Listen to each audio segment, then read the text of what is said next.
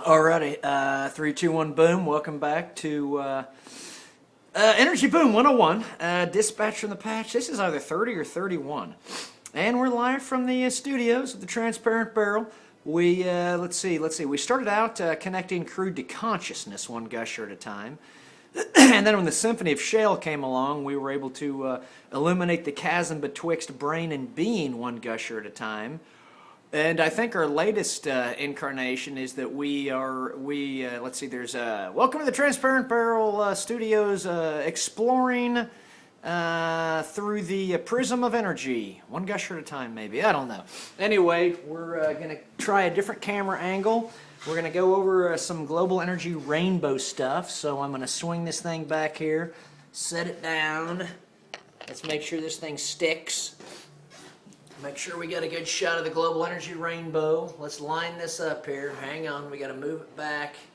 There's big announcements. I got to get the newspapers to show you what's going on here. By the way, today we are our drilling fluid on the show, on this dispatch, is provided by, I don't know, it's probably a Famous Grouse, I think. And then the fracking job, that's our third show, is the Strata of Self. That's probably going to one that we're going to use the slogan, exploration of existence through the prism of energy, one gusher at a time. The strata of self, the two pillars of the energy rainbow we'll be talking about. But this is Energy Boom 101. That was Boom You out there, and all we're trying to do is tell the story of this big energy boom that's going on. We're just giving you a big, broad overview. There's nothing accurate about it. You shouldn't take this serious. We're using primitive methods here. We're grabbing newspapers and we're looking at headlines. But there's big updates to the global energy rainbow. Whenever we talk about the global energy rainbow, we like to at least give you an overview of what's going on. And it's also a chess match. But it's basically all the energy markets that are woven into one another. And primarily right now that's driven by crude and natural gas. And so you get three countries that are sort of trying to out-hustle each other for the next 10 years in oil production, and that's Russia and Saudi Arabia and the United States.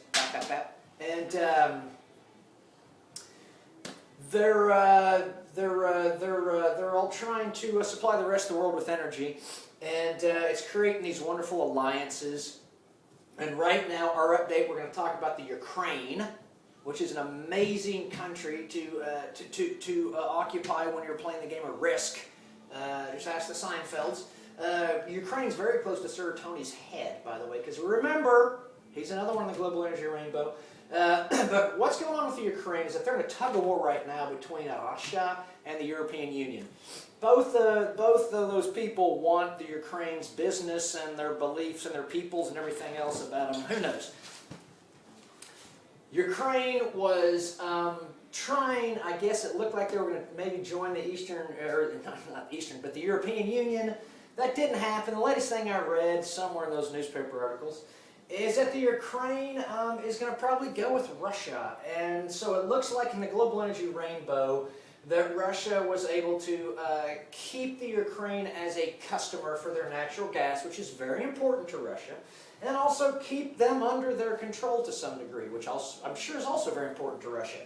Now, the European Union didn't want to control Ukraine. They wanted to give them gas so they could get out from underneath Russia's control, so they could, be themselves, liberty, freedom, whatever. But the way they were going to do it was pretty incredible. The European Union had set up a deal with a Slovakian company called, I think, Eurostream. And they were going to do what's known as the Russian reversal, the old Russian reversal, where the Russian gas that is being sold this way, because Russia sells all their gas to Europe through the Ukraine. Choke Point City, great pawn in this game. So the old Russian reversal that Slovakia was going to use through this company Eurostream was that the Russian gas that gets sold to the Ukraine and goes to Slovakia, they're going to turn it around and send it right back to the Ukraine. You got to love that. The old Russian reversal, it didn't work because it was never given a chance, because it looks like Ukraine has decided to stay with Russia for a million different reasons that I wouldn't have a clue about. But what you do need to know is that the Ukraine, it appears, is now part of sort of this Eastern Russian portion of the global energy rainbow. And there were some other updates on the global energy rainbow. We love to refer to this quote because it's from some good old fellers down there in Houston at Tudor, Maynard and Holt, or Tudor, Holt and Pickering. Who knows? No, I think the guy's name is Maynard Holt from Tudor, Pickering and Holt that said the global energy river of capital is flowing our way. Well, we got another quote from those fellers and talking about this global energy rainbow, and they're saying that basically it's in the second or the third inning, which is somewhere in these newspapers. The whole point is to give you focus and to let you see that there's a timeline emerging as far as how long will this boom last and what all is going on with this boom and where is it coming from. And it does seem that the consensus is emerging, whether it be the reports that OPEC themselves issued, or whether it be the report that the International Energy Agency issued, and I think they're out of France, or whether it be the report that Goldman Sachs issued about the Bakken in the United States. Most everyone's talking about this 10-year thing. And I think that's probably another good thing to look at when you're looking at the global energy rainbow, is in addition to seeing locations and countries and then chess pieces that we give them. We decided to give Putin probably a queen. I think you have to. You've got to give the United States a queen. We'll delve them out. Sir Tony Bishop, maybe. Anyway, in addition to being able to see the locations in the global energy rainbow, you can also see timelines. And a timeline now appears to be that for about the next 10 years, I think everyone sort of agrees that the United States is going to just knock the shit out of it, energy-wise, energy recovery-wise, and they're also probably going to export that knowledge to the rest of the world. And then things may change. Me personally, I think this is the beginnings of a very early stage, enormous mother of all energy booms. And I would also say at this point, and I segue, since we're talking about technology and how it's really uncorked the American energy patch, and how that is totally reshaping the global energy rainbow. Never forget EOG, folks. Ticker symbol EOG, which is the old Enron Oil and Gas. But they're really, really, really, really good, it appears, at technology and finding oil. And EOG probably is someone you'd want to follow. Okay, so we gave you the update on the old Russian reversal that never got a chance to even be applied in the grappling ring, in the squared circle. Because Ukraine said, we're going to stick with Russia. Another big update. This is one of my favorite headlines. It's just too easy, so I apologize. Wall Street Journal, Wednesday, November 27th. This is the day before Thanksgiving.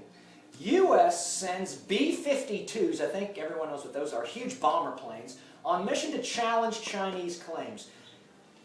China made some aggressive claims in the East China Sea. They basically said, we have a new air zone, I believe is what they said. I don't know. Why would you ask me? Anyway, they said they had a new air zone, and the United States and Japan said, really, I don't think so. And the United States said, as a matter of fact, we're going to send B-52s to show you that we probably disagree with this claimed air zone.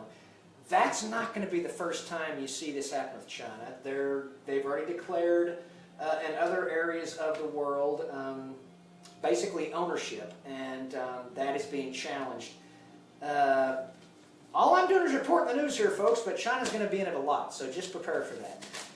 I got nothing against them personally. The peoples of China, I'm sure, are wonderful, but it's going to be the greatest game to follow you've ever seen. This is just a huge risk game, and there won't be any actual B-52s sent on a mission. The wars now are going to be fought with capital, not with B-52s. But I guess you still have to show muscle. So, but the beauty about this is the global energy rainbow. So the same day that the U.S. sends B-52s on a mission to challenge Chinese claims, guess what, folks? Sinopec, which is China's largest refinery, and Apache, which is an American oil company, are having talks over Canadian gas stakes. This is as good as the global energy rainbow gets in a one-day demonstration. One day in the day of your life, the Wall Street Journal, Wednesday, November 27th. Same day that we send B-52s on a mission to challenge the Chinese claims in the Eastern Sea, and we haven't even got to the good stuff yet about the South Sea. The same day, we get an article about Sinopec, which is China's largest refinery, having discussions, early venture discussions, with Apache, big oil company, who, by the way, does big drilling in the Grand Wash of Oklahoma. That's how we connect this global energy rainbow back to Oklahoma and boom you every day. But Sinopec and Apache are in talks over a Canadian gas stake. So here's the story there. I don't know how much time we have left. Bells of boom you. Give me a check. Give me a second here. Low power. Well, it's still going. Okay, we got 10 minutes. If the power doesn't run out, and the bells of boom you were very nice to us, and we'll wrap this up. The Sinopec Apache deal is over talks. Apache has developed with Chevron. They each have a 50% stake in this big ass liquefied natural gas plant in I know it's in Canada. It's in Vancouver. It's in British Columbia, and I think it's Kitimat. I don't know how it's pronounced. Something like that. We got it up here somewhere, but it's a coastal town in Canada, and it's right around there, and it's a big ass liquefied natural gas plant. And Apache has 50% and Chevron has 50%. That's two American oil companies. And Sinopec, which is China's largest refiner, wants to buy into it. Why? Because they want that natural gas that's going to be pulled out of the shale plays in Canada and sent right there. So the whole world is really getting really interesting, because the entire time this global energy rainbow is developing, what appears to be, conflicts between countries are going on at the same time that those same companies are joining up in the capital markets. And that's why probably over time you won't really have battles fought with bullets. They'll be fought with shares of stock. It'll be pretty amazing. And China right now is demonstrating that clearly with their three national oil companies, CNOOC and Sinopec, and there's one other out there. We'll try and remember. But they're basically their variables of influence that they use. China uses those three national oil companies to do two things at one time, and it's beautiful. Not only manage their society by setting gas prices and doing other things that are clearly a very big way to manage your society and express your policy measures, but they're also publicly traded. So when they need them to show profit, they do, and when that happens, global capital comes to them. So China is using their publicly traded national oil companies to harvest capital from the rest of the world to advance their agenda, which is how they believe you should live. That's the beauty of this show. It's not about anything, we don't think, other than energy, which is a reflection of how we behave in our beliefs. But that's the big update. We wanted to talk about the Ukraine. We're not going to get to see the Russian reversal, the old Russian reversal, which is a beauty. It's a great move. Putin's used it a few times with the pinky pull. There was one other update. Well, that was the other update was that the Canadian liquefied natural gas plant through the Kitimat that Apache and Chevron own and Sinopec wants a piece of. And then the other big update on the global energy rainbow was that we got a second quote from our boys here at Tudor, Pickering, and Holt down in Houston, that in addition to global energy river of capital flowing our way, the other quote in here somewhere is that we're in the second or third inning of this whole energy boom. And then we also want to remind you that most everyone being OPEC, International Energy Agency, and Goldman Sachs, and put them all three together, I can't even pronounce Goldman Sachs right, it's probably Goldman Sachs, all project about a 10-year time frame for this energy boom. So we're here at Boom U. We got about a decade to kill. There's probably going to be a lot of fortunes to be made and a lot of fortunes to be lost. The seas are treacherous, but the treasures are many. If anybody wants to come to the oil patch and have a lot of fun, right now I think we have 2 people watching this show, so it's not happening here, but it is somewhere. Anyway, that's it. I think this was dispatch 30 or 31. We'll probably try and do a few more today. We've got, coming up, we've got some updates on, shit, I can't remember, but it's in here. Oh, the other big global energy rainbow update was on Argentina. Shit, we'll get to that next time, because that's a good one. I don't think we have time for it. And we don't have time to do, the next one we're going to talk about the Permian. So that's it, 3, 2, 1, boom. And thanks to Mom, Dad, Ricky, Danny, and Johnny. Bye.